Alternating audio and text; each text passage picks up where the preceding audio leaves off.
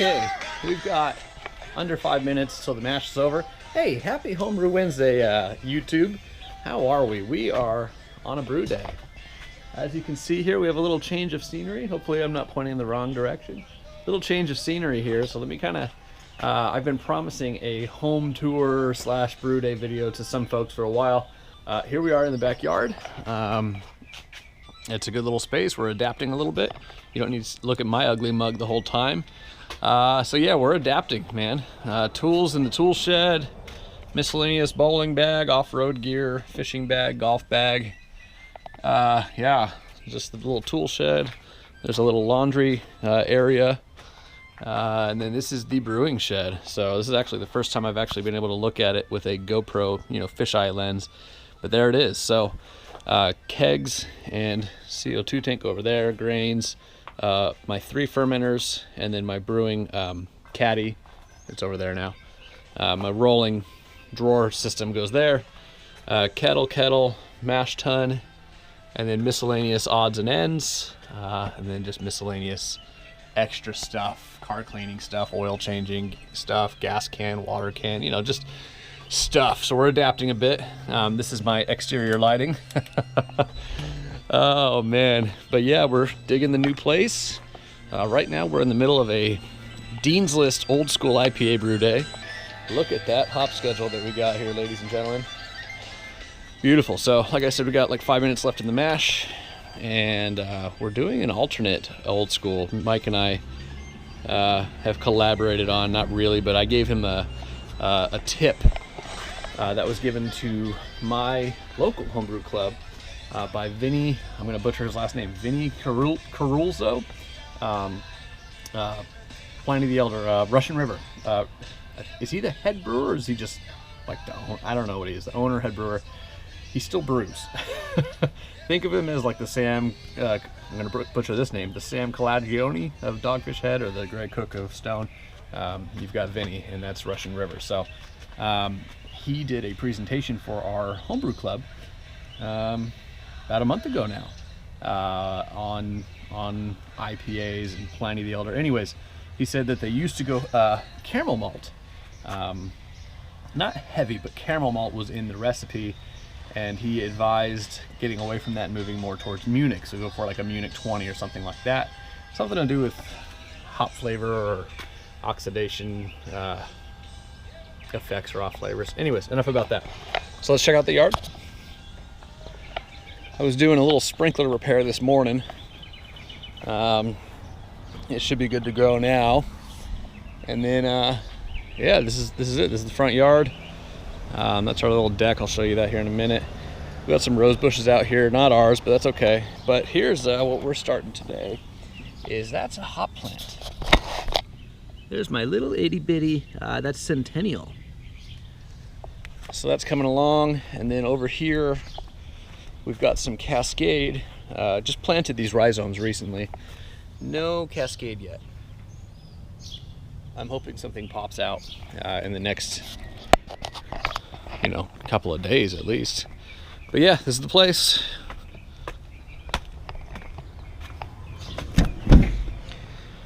So yeah, moved into this place about maybe 6 weeks ago now, 7 weeks.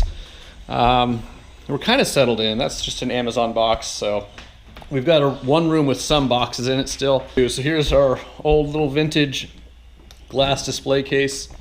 It's got all my glasses, taster glasses down here. Finally found a good use for that. And then this is just the furnace, but on the other side we got beer. Let me get a light on here. So this is where the kegerator lives now. So this is where we hang medals and our bottle cap stuff and our various large fest beer glasses in the boot. And of course awards and all that good stuff. I can hear my timer going off, so I'm gonna go turn that off real quick and we'll resume the tour. So we're inside now, and I told you I'd tell you about the deck a little bit later.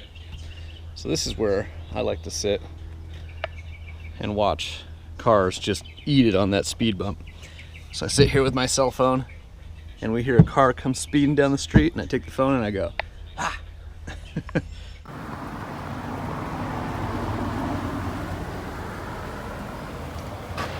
I got him.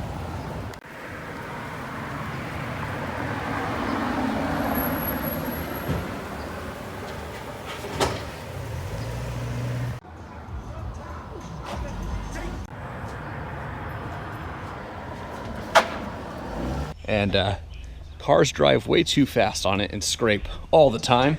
So I'm really enjoying seeing that. This guy's, yeah, see, we don't mind about, you know, SUVs and trucks. Trucks are fun sometimes though. They've got tools and workbench, you know, stuff in the back that go flying. So here's a little kitchen. Nothing nuts. A little 2-bedroom place, a little bathroom. Bedroom.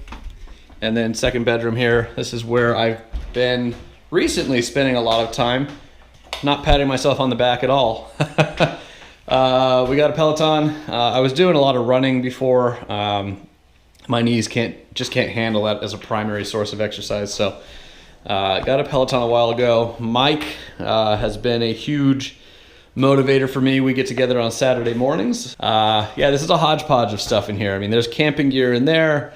Miscellaneous garbage there, fishing stuff, Michelle's stuff. And then we're just looking through the bedroom window. I'm not going back there right now. Sold the old boat, got a new boat. This is a 1963 glass bar Seafair. It needs a lot of work. It's a little dirty inside. So we're gonna be restoring that boat over the next couple of years. And then we've got 2 planter beds back there that I recently built a couple of weekends ago. And we're hoping to grow a pretty healthy vegetable garden. So that's pretty much it, guys. This is the new space. Let's get on with the brew day. I'll show you guys a few clips as we go along. But yeah, new space. Moved again, so it was a second move in 2 years. The big house was temporary. That was the parents' house while they went and lived in our childhood home, and then they're gonna sell that. Anyways, I've gone through the story before. So we got a couple of years of privileged life up in the big house with the beautiful view and the half acre of land and a pool. And now we're back to reality, but it's not so bad. We're in a good space. We're totally digging the neighborhood. Sorry, I'm looking up the street. There's a lot of distractions on this road. We're super close to the beach. I'm hoping to do a lot more shore fishing at the beach. Hop on the beach cruiser and throw a pole in the water. It is a pretty much a little 5-minute ride down to the water. So we are pretty close to the ocean here. That's pretty awesome. So let's get on with the brew day, and yeah, we'll see you. All right, we are looking very good. So instead of a 60-minute mash, like I said, the timer went off while I was filming, so whatever, 75-minute mash, no big deal, no harm, no foul. I've already got the the hot liquor tank heating up sparge water. At the moment, we're probably sitting at only about 90 degrees. I just fired it up. It's still only, I don't even know what time it is, before 10 a.m. here.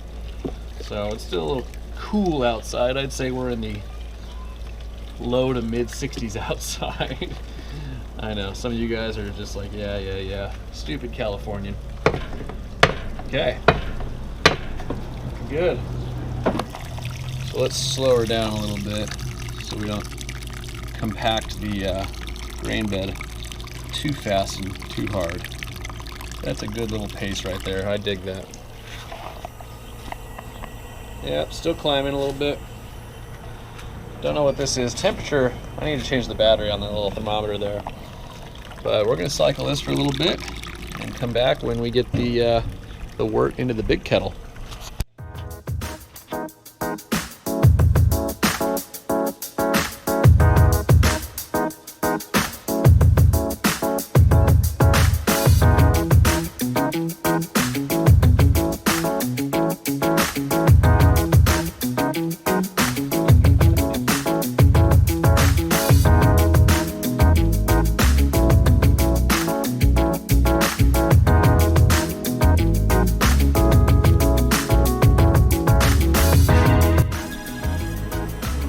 Looks like we're ready to put that sparge water in, so let's go ahead and do that.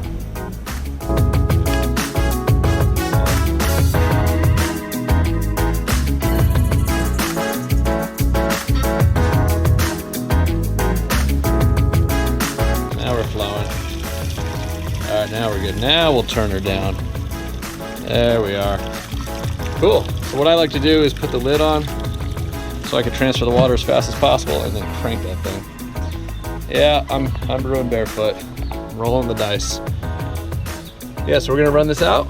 Let this sit for about 10 minutes after I give it a good stir. We'll do the recirculation thing and get it back into the boil kettle.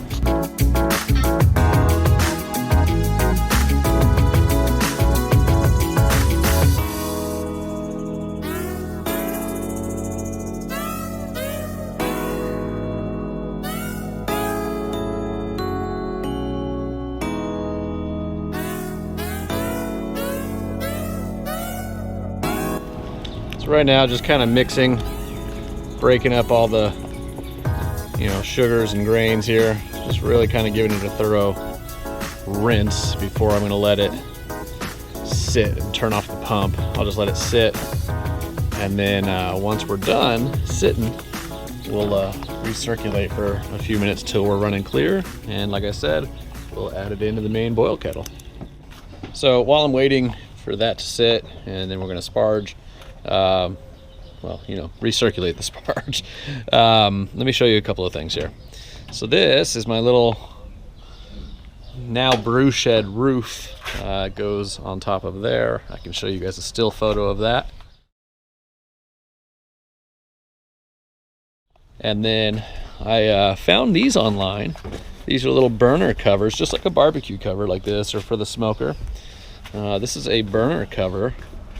And so it's square, and it's actually made for these gas one burners. So that's that covers it while it's outside, and then it actually fits over the Edel metal burner. I'm sure it fits over a variety of banjo burners. So I wanted to have, a roof to protect it. I mean, I'm sitting under this pine tree, so that drops a ton of pollen. As you can see, as evidenced by the fermentation fridge that I've got out here, just a ton of pollen, and it just gets dumped on back here. By the way, speaking of which, here's the fermentation fridge. Bought a water heater stand, so it's at least almost knee high off the ground, and that way it's a little easier on my back in getting beer in and out of the fermentation fridge, I should say. So yeah, that's where the fermentation fridge lives. Got the Inkbird velcroed to the wall, and then I run my power off the outside GFCI that the sprinkler timer is on. So like I said, a little bit of adaptation. The nice thing is when we moved in, there was no doubt in my mind that this was going to be the wall where the brew stand is. And the main reason is, here's my water source right here. I just run the hose up, the filter. If you've seen my videos before brew days, this is where my water filter goes. Right now it's sitting off to the side because I'm all done with my water now, since we're almost to the boil. So yeah, there's no doubt in my mind that this is where the wall would be where I brew. Yeah, don't mind the pile of wood. We actually have a little fire pit back here as well. So I think we're just about ready to get this brew day going. And start getting everything in the boil kettle. So let's do that right now.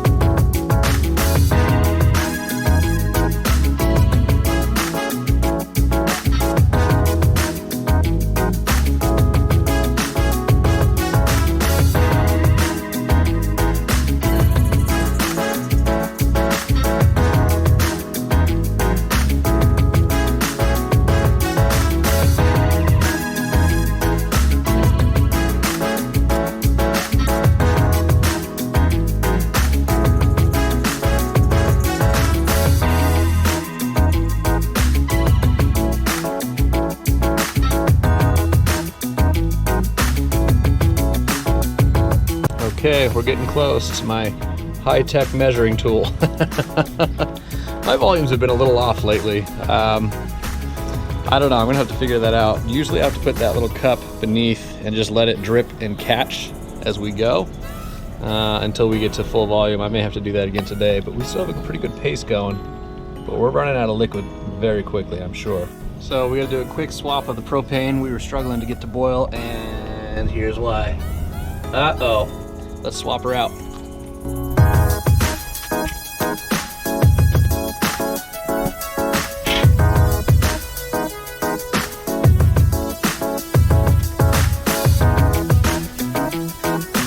All right, now we're firing. Here we go. Let's get us to a boil.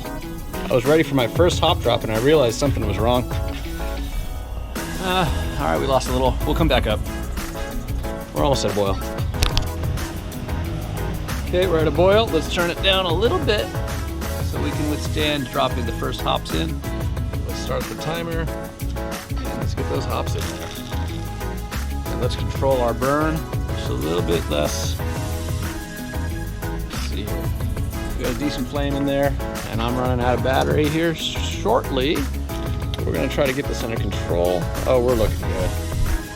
We're looking good. Cool, I'm gonna go swap out the battery here, guys, and we are, and ladies, if I have any lady viewers anymore. Ladies and gentlemen, I'm gonna go swap out the battery, but we had our first hop drop and we got another one in 15 minutes, so I'll be back. Okay, brew day is done. I know I missed a lot, guys, during the process. All it was hop drops. But a co-worker of my mother's came over. They live up the next street over, 3 houses down or so. My mom wanted me to meet them, husband and wife, a couple about maybe Michelle and my age. So they came over, we met them. I gave them some homebrew to try, and we just kind of chit-chatted in the backyard, and then we showed them the house, and then they asked if we wanted to see their house. So the only thing that I might have messed up is probably the whirlpool hops. When I looked down at the temperature, I realized it was pretty low, but I just screw it, threw them in there anyways. I let it whirlpool till it cooled, threw it in the fermenter, put a lid on it, and then I just left the fermenter here and we walked down the street to their house. Anyways, beer is now in the fridge. Let's see where we're at. Let's see. It's about 76 degrees or so, and I do actually have the tilt hydrometer in there. Let's see what that's showing right now. 78 degrees. Okay. Do we choose to believe 1073? I don't know. I'll let you guys know once I take a final sample, an actual sample. But I still want to get the temperature down a little bit. So we are actively cooling at the moment. So I will finish cleaning. Mash tuns clean, the HLT's clean. Need to clean up all this stuff and put it in the shed. Put the roof on and we can call it a day. All right, so here's a good opportunity to see the brew shed now. See all that pollen I was talking about? Yeah, so that's a little roof there. Got the little gas burner covers on there.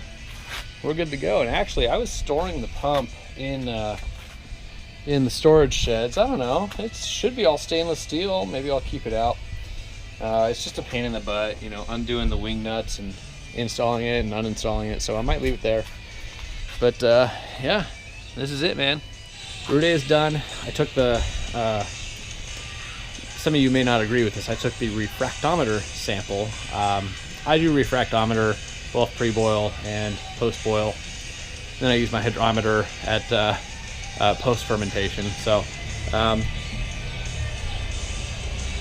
it works for me, man. Some guys are pure hydrometer guys. I love the refractometer, I trust it. So 1073 is where we landed. So I was 3 points shy. I'm not surprised with the distraction. We had some wind. My flame kept getting pushed around. I wasn't watching my boil off rate. I wasn't watching my boil, what's the word? Not capitulation, but vigorousness. I wasn't watching the vigorousness of the boil all that closely during the last, I don't know, 10 minutes. So I probably could have gotten 3 more points out of it had I been paying better attention. But it is what it is, man. So 1073. Hopefully I ferment out lower than Beersmith says, and then I'll get a nice even 8%. So yeah, it's gonna work out fine. Cheers, guys. Thanks for watching this weird homebrew Wednesday. What's the name of that show? What's that show? Something Cribs. Like Check Out My Crib, or shoot, I can't remember it now. Anyways, you guys checked out my crib and watched a brew day. Cheers.